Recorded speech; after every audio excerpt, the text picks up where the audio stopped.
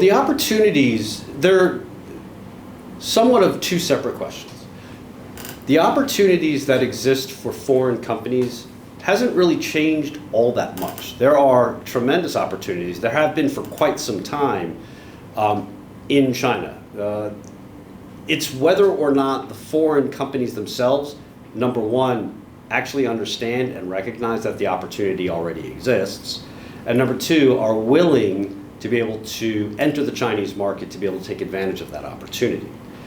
What I think has been important with regard to economic policy as it ties into these opportunities is that beginning in October of last year, 2024, the central policy makers up in Beijing finally were able to come together and truly communicate that there was a policy and a plan to be able to stabilize and support the economy moving forward.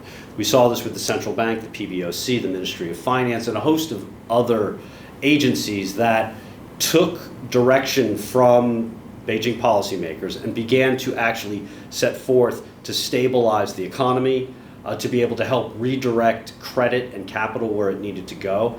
And from October onwards to this very day, it has been very clear that these policies will continue to be implemented. And perhaps, if there is economic weakness, additional policies will be put into place. Now, most of what is happening is policy centered on restructuring the economy.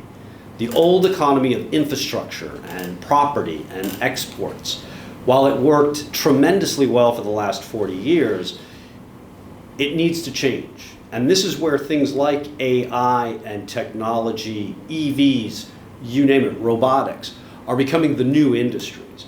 So if you are an American or a Western European company looking for opportunities, clearly moving up the value chain in terms of the types of technologies that the world is now increasingly in need of, those are being built in China, and these organizations globally should be coming and looking for those opportunities.